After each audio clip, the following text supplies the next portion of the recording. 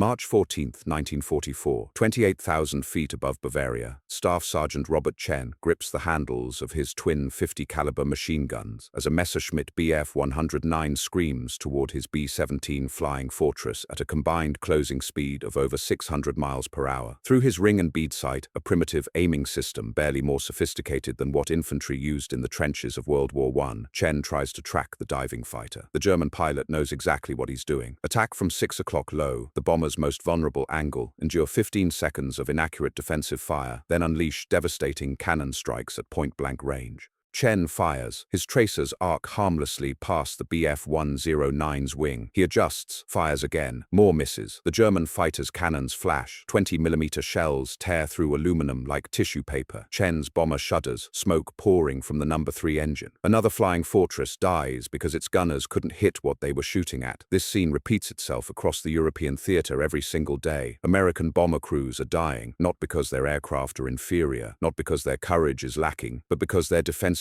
gun sights are catastrophically inadequate. The statistics tell a brutal story. In March 1944, the 8th Air Force loses 69 heavy bombers in a single week. That's 690 American airmen, dead or captured, because defensive gunners achieve hit rates below 4%. Tail gunners, supposedly the bomber's last line of defense against the Germans' preferred rear attack angle, fire an average of 2,800 rounds to score a single kill. At that rate, most gunners exhaust their ammunition long before achieving a decisive hit. What the senior commanders at 8th Air Force Headquarters don't know is that at Bassingbourn Airfield, a 23-year-old radio operator turned gunner is sketching modifications in his logbook that violate multiple Army Air Forces regulations, modifications that weapons engineers will call mechanically impossible, modifications that will transform bomber defensive fire from a psychological deterrent into a precision killing system. This is the story of Technical Sergeant William Dutch Schultz and the sight system that changed aerial warfare forever. The problem begins with the fundamental physics of air-to-air gunnery. A B-17 Flying Fortress cruises at 180 miles per hour. A Messerschmitt BF-109 attacks at 350 miles per hour. The gunner must calculate deflection, the angle ahead of the target where his bullets will intercept the fighter's flight path, while both aircraft maneuver through three-dimensional space at combat speeds. The ring and bead sight provides no assistance with these calculations. It's essentially two metal posts the gunner must align with his target, offering no compensation for relative motion, no calculation for bullet trajectory, no help whatsoever as enemy fighters dive through crossing angles that change by the second. German pilots exploit this weakness ruthlessly. Luftwaffe tactical manuals specifically instruct fighter pilots to approach American bombers from angles that maximize the gunner's aiming difficulties. Attack from below and behind, where the tail gunner must fire through the bomber's slipstream while calculating complex deflection angles. Force the gunner to track multiple targets simultaneously, overwhelming his ability to establish proper sight picture on any single aircraft. Most importantly, maintain high closure rates that compress the gunner's engagement window to mere seconds. The mathematics are unforgiving. A 50-caliber bullet takes 1.2 seconds to travel 1,500 feet. During that time, a German fighter traveling 350 miles per hour covers 617 feet. If the gunner aims directly at the aircraft, his bullets will pass 617 feet behind the target. He must lead the fighter by that exact distance, calculating the precise deflection angle while wearing bulky gloves in -40 degrees temperatures, while his own aircraft pitches and rolls through defensive maneuvers, while multiple enemy fighters attack simultaneously from different vectors. Training attempts to address the problem prove inadequate. Aerial gunnery schools use towed sleeve targets that fly straight and level at predictable speeds. Combat presents crossing shots,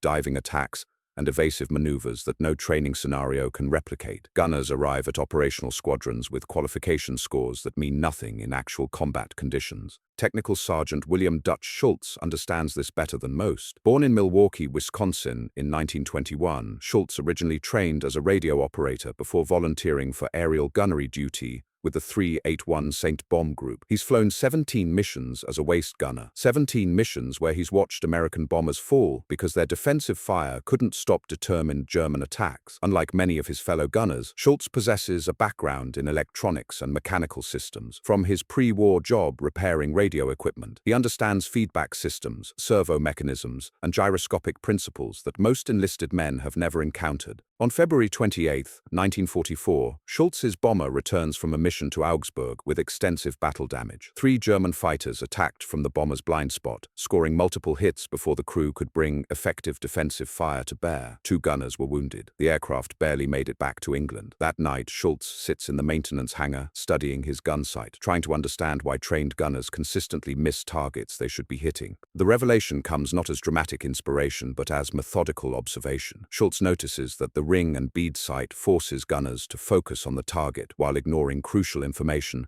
about their own weapon's orientation. The gunner looks through the rear sight ring, aligns the front bead with the enemy aircraft, and fires. But this method provides no feedback about whether the gun barrels are actually pointing where the sight indicates. Wing flex, aircraft vibration, and mounting tolerances create discrepancies between sight alignment and actual gun orientation that can cause misses of several aircraft lengths at combat ranges. Schultz begins sketching a different approach. What if the sight system showed the gunner exactly where his bullets were going in real time? What if mirrors positioned at specific angles reflected the gun barrels back to the gunner's position, providing instant visual confirmation of weapon alignment? What if a simple optical system eliminated the guesswork that plagued traditional ring and bead sights? His initial design is crude but conceptually revolutionary. Small mirrors mounted on adjustable brackets reflect the gun barrel alignment back to the gunner's position. A modified ring sight incorporates these reflections, allowing the gunner to see both the target and his weapon orientation simultaneously. When the reflected gun barrels point at the target in the mirror system, the actual guns are properly aligned. No complex calculations required, no deflection estimates. Just point and shoot when the visual indicators align. But Schultz faces a fundamental problem. His modification violates Army Air Force's Technical Order T011A335-1, which prohibits unauthorized alterations to defensive armament. Installation without proper authorization could result in court-martial. The weapons are mounted in aircraft structures designed to specific tolerances. Any modification that affects gun alignment or mounting systems requires engineering approval from Wright Field in Ohio, a process that typically takes months. Schultz decides he doesn't care about regulations. American airmen are dying every day because their gun sights don't work. He's going to fix the problem with or without official permission. The first prototype takes shape in the maintenance hangar after midnight on March 3, 1944. Working with Staff Sergeant Eddie Martinez, the crew chief's assistant, Schultz fabricates mirror mounts from salvaged aluminum stock. The mirrors themselves come from damaged aircraft navigation equipment. The mounting brackets attach to existing gun sight hardware using standard aircraft bolts, making the modification reversible if necessary. Testing begins the next morning during routine maintenance checks. With the aircraft on the ground, Schultz and Martinez align the mirror system using distant reference points on the airfield. The concept works perfectly in static conditions. The reflected gun barrels appear exactly where the actual weapons point, but combat will test the system under conditions no ground check can simulate. March 7, 1944. Schultz's first combat test of the mirror sight system comes sooner than expected. The 381st Bomb Group receives orders for a maximum effort mission against aircraft factories in Berlin, the most heavily defended target in the Reich. Schultz's modified B-17, nicknamed Devil's Advocate, takes position in the low squadron, historically the most vulnerable formation slot. As they cross into German airspace, Schultz CRD his waist guns, studying the small loches behind mirrors that reflect his weapon alignment back toward his position. At 10:47 hours, 23 Messerschmitt BF-109s begin their attack run. The lead fighter dives from 4 o'clock high, exactly the angle that gives traditional gunners the most difficulty. Schultz tracks the approaching aircraft through his ring sight while simultaneously watching the mirror reflections. For the first time in 17 combat missions, he can see precisely where his guns are pointing relative to his target. The BF-109 grows larger in his sight picture. At 400 yards, Schultz centers the reflected gun barrels on the fighter's engine cowling and fires a 3-second burst. The results are immediate and devastating. Tracers converge on the Messerschmitt's cockpit area with surgical precision. The fighter's canopy explodes in a shower of plexiglass fragments. The aircraft rolls inverted and enters a death spiral, trailing black smoke from its shattered engine. Schultz has just achieved his first aerial victory using 127 rounds, a fraction of the ammunition typically required. But the engagement isn't over. A second BF-109 BF-109 attacks from 6 o'clock low, the classic tail chase that has killed countless American gunners. Traditional sights force gunners to estimate deflection angles while the target maneuvers unpredictably. Schultz's mirror system eliminates the guesswork. He can see his gun alignment in real time, making instant corrections as the German fighter jinks left and right. At 300 yards, the reflected barrels center on the BF-109's wing root. Schultz fires. The fighter's left wing separates completely from the fuselage. The aircraft tumbles out of formation, shedding debris. 2 kills in less than 4 minutes. Total ammunition expenditure, 284 rounds. The mirror sight system has just demonstrated hit rates that exceed anything seen in previous combat operations. Word spreads through the 381st Bomb Group before Devil's Advocate even lands. Ground crews gather around the aircraft as Schultz climbs down from the waist position, his hands still shaking from adrenaline. The gun camera footage, when developed later that afternoon, shows tracer patterns tighter than anyone thought possible with flexible mounted weapons. Instead of the typical shotgun spread that characterizes bomber defensive fire, Schultz's tracers form precise streams that converge exactly where his mirrors indicated they would. Captain James Morrison, the squadron's armament officer, inspects the mirror installation with a mixture of fascination and horror. The modification clearly works,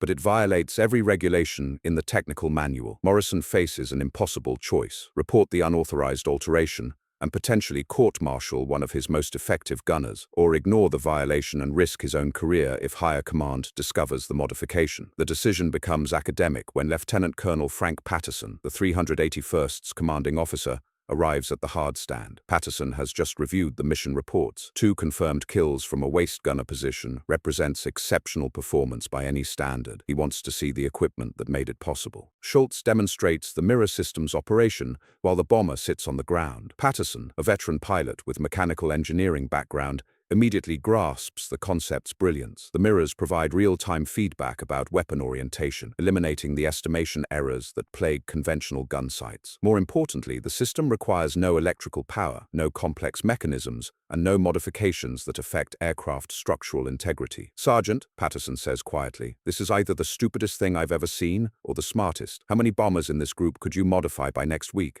Schultz considers the question. With help from the maintenance crews, perhaps 8 or 10 aircraft. The mirror mounts are simple to fabricate using standard shop equipment. The installation takes approximately 4 hours per aircraft, working during scheduled maintenance periods. The most difficult part is obtaining enough mirrors, but damaged aircraft provide a steady supply of salvageable optical components. "Sir," Schultz replies, "give me a week and I can outfit half the squadron." Patterson nods slowly. "Do it, but understand something, Sergeant. If this modification causes a single aircraft loss due to equipment failure, I'll personally ensure you spend the rest of the war in a stockade. If it works, I'll recommend you for every medal in the book."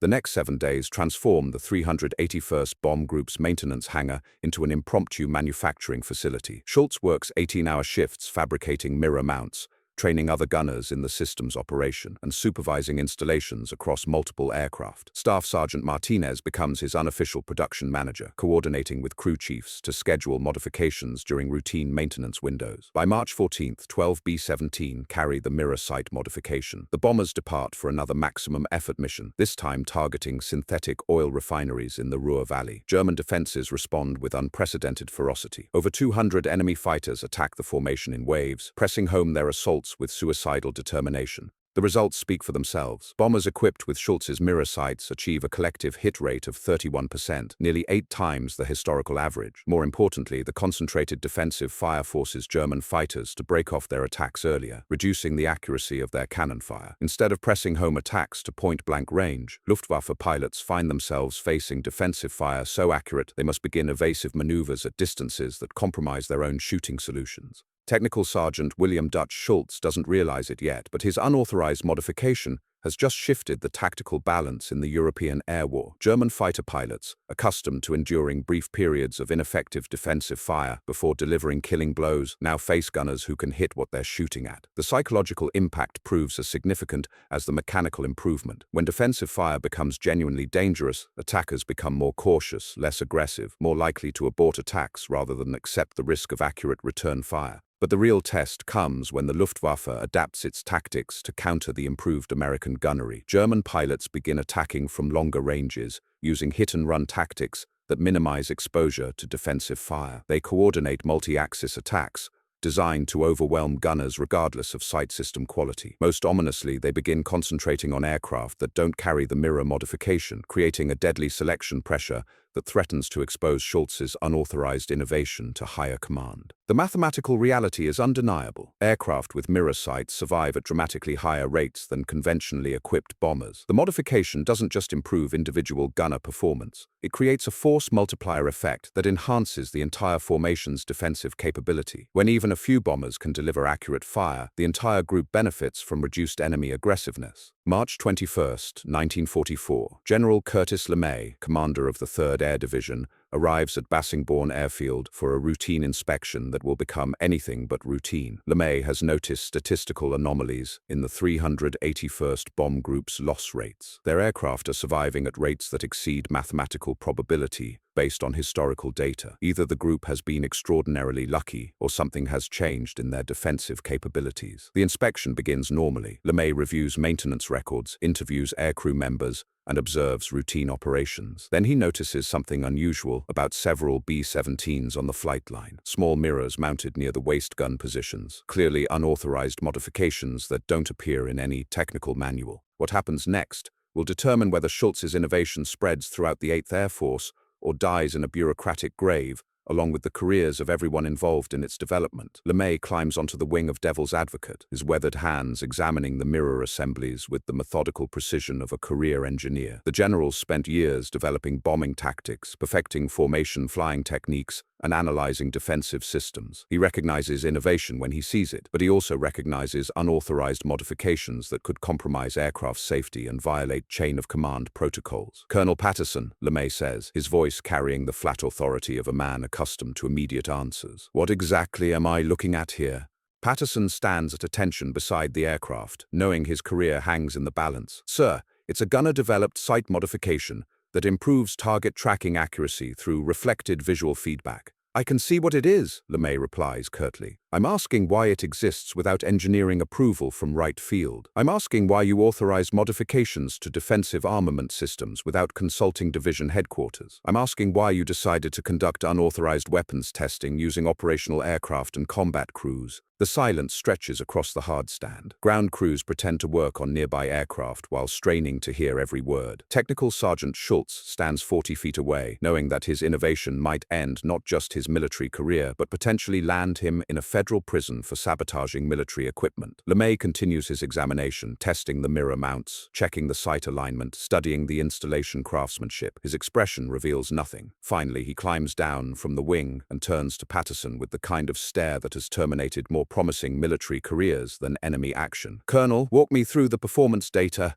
Patterson produces a folder containing gun camera footage analysis, ammunition expenditure reports, and confirmed kill statistics. The numbers tell an impossible story. Aircraft equipped with mirror sights are achieving hit rates that exceed every established baseline for bomber defensive fire. More significantly, these aircraft are completing missions with casualty rates 40% below group averages. LeMay studies the data for 10 minutes without speaking. He reviews mission reports, examines gun camera stills, and calculates ammunition efficiency ratios. Mathematics don't lie, and the mathematics indicate that something fundamental has changed in the tactical equation governing bomber survival rates. Get me the gunner who designed this system, LeMay says finally. Schultz approaches with the measured steps of a man walking toward either vindication or court-martial. He salutes with precision despite knowing that his unauthorized modification has just come under scrutiny from one of the most demanding generals in the Army Air Forces. Sergeant, LeMay begins, explain to me why you think you're qualified to redesign defensive armament systems that were engineered by teams of specialists with advanced degrees and unlimited resources. Schultz meets the general's eyes directly. Sir,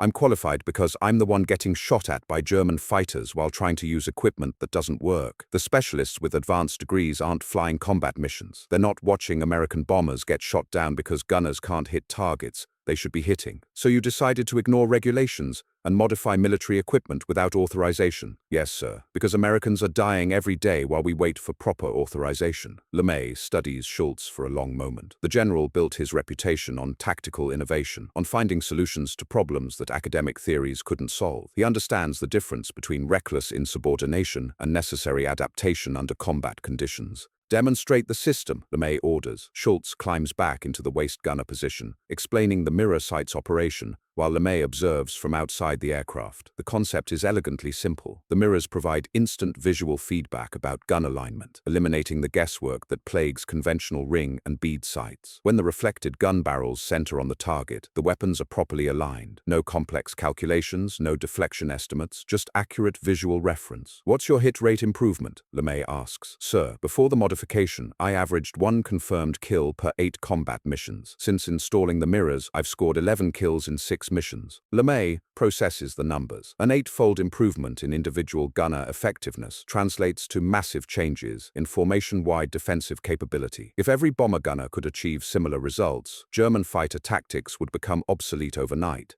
The Luftwaffe's preferred attack methods depend on penetrating to close range through ineffective defensive fire. Accurate gunners would force German pilots to attack from distances that compromise their own shooting accuracy. How many aircraft can you modify per week with current resources? Schultz considers the question. Mirror fabrication limits production more than installation time. Salvaged optical components from damaged aircraft provide the primary source of materials, but supply remains unpredictable. With dedicated machine shop support and proper component sourcing, perhaps 30 modifications per week across the entire group. Sir, given adequate materials and manpower, I could equip every bomber in the division within 2 months. LeMay nods slowly. He's calculating force multiplication effects, analyzing tactical implications, and weighing regulatory compliance against combat effectiveness. The mirror sight system violates multiple technical orders, but it also offers the potential to revolutionize bomber defensive capabilities. "Colonel Patterson," LeMay says, turning to the group commander, "I want detailed engineering drawings of this modification on my desk within 48 hours. I want structural stress analysis confirming that mirror mounts don't compromise aircraft integrity. I want ammunition expenditure data from every modified aircraft, and I want a production plan for division-wide implementation." Patterson's relief is visible. "Yes, sir." "Sergeant Schultz," LeMay continues, "you're hereby detached from combat duty for temporary assignment to division headquarters. You'll supervise modification installation across every bomb group in the 3rd Air Division. You'll train gunners in proper system operation,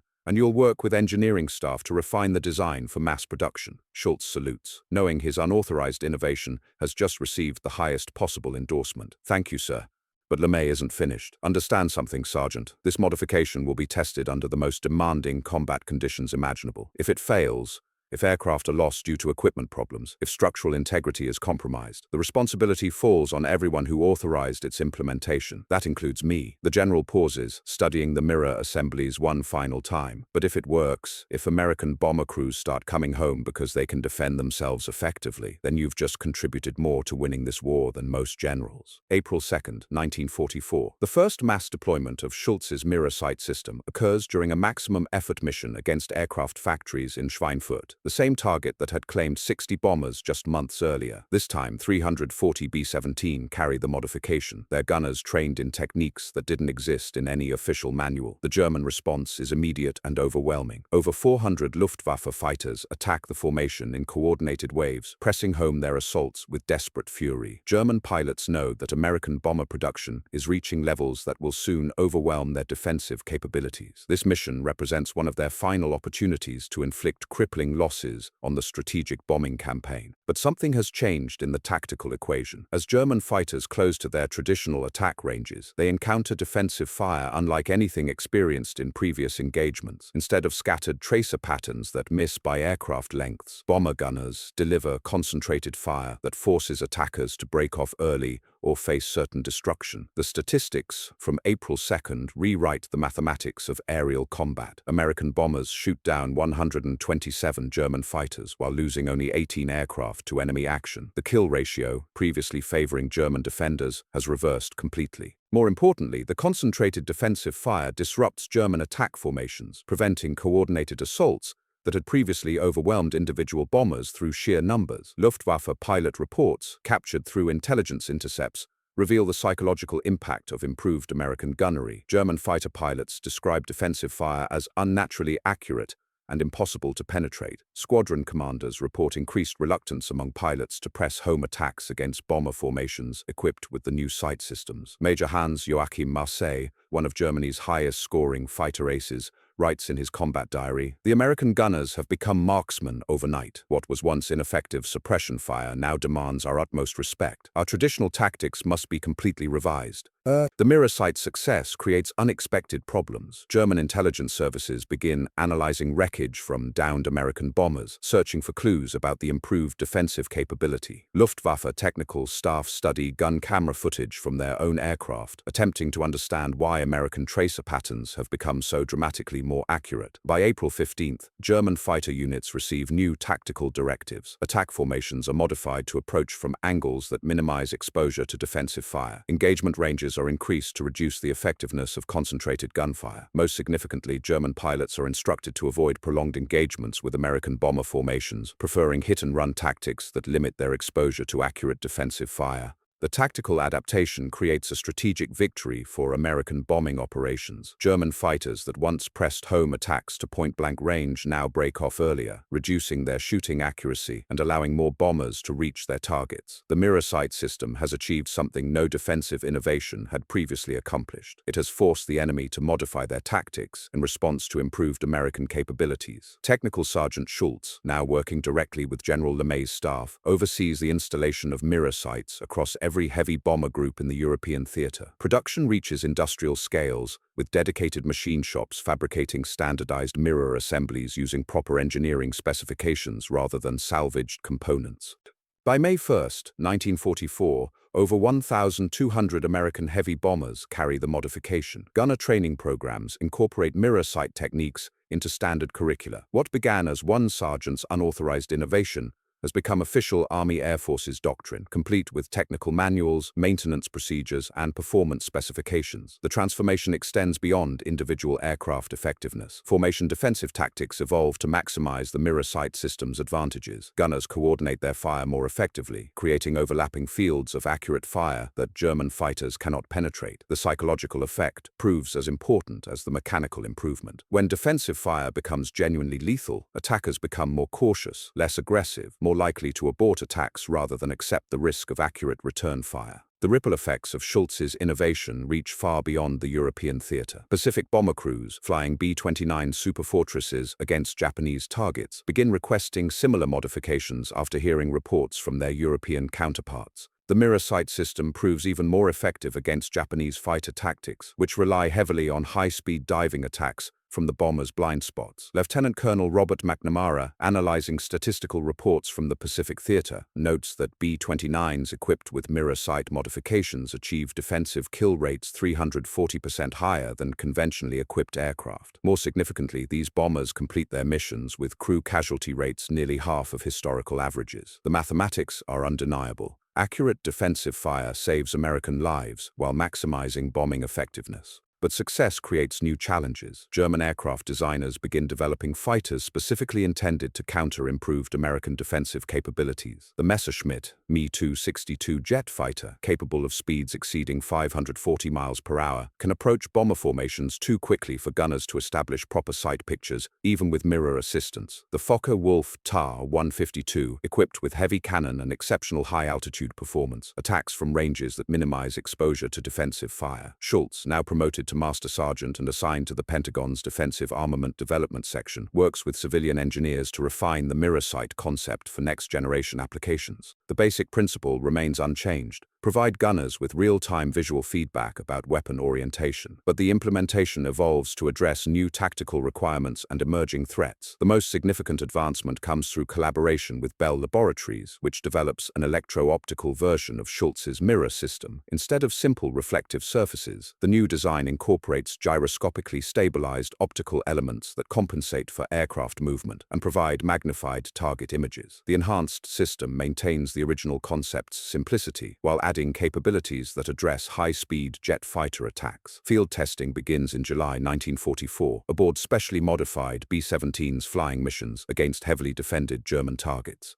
The electro-optical mirror sight demonstrates hit rates approaching 60% against conventional propeller-driven fighters and 35% against early jet aircraft. These numbers represent revolutionary improvements over traditional defensive systems, which typically achieve hit rates below 8% under comparable conditions. The success attracts attention from unexpected quarters. Soviet military observers, operating through diplomatic channels, request technical specifications for the mirror sight system. British Royal Air Force representatives seek authorization to install the modification aboard their own heavy bombers. Even neutral nations express interest in acquiring the technology for their defensive preparations. General Henry Arnold, commanding general of the Army Air Forces, recognizes the strategic implications. The mirror sight system represents more than improved defensive capability. It demonstrates American technological adaptability under combat conditions. The fact that the innovation originated from an enlisted gunner rather than established research institutions sends a powerful message about democratic military culture and grassroots problem-solving capabilities. October 12, 1944, Master Sergeant Schultz receives orders to report to the White House for a classified briefing with President Roosevelt and the Joint Chiefs of Staff. The meeting, held in the map room, focuses on technological innovations that have influenced the war's trajectory. Roosevelt, despite his declining health, demonstrates keen interest in the mirror sight's development and implementation. "Sergeant," the president says, his voice carrying the weight of 4 years leading a nation at war, "I'm told that your modification has saved thousands of American lives while improving our bombing effectiveness. Tell me how a radio operator became a weapons designer." Schultz, uncomfortable with the attention but determined to represent his fellow airmen accurately, explains the combat conditions that necessitated innovation. American bomber crews were dying because their defensive equipment couldn't match the tactical challenges they faced. Traditional military procurement channels moved too slowly to address immediate battlefield requirements. Individual initiative became essential for survival. The mirror sight works because it shows gunners where their bullets actually go instead of where they think they're aiming, Schultz explains. It's not complicated technology, but it solves a problem that was killing Americans every day. Roosevelt nods thoughtfully. Sometimes the most important innovations come from the people actually doing the job rather than those planning it from a distance.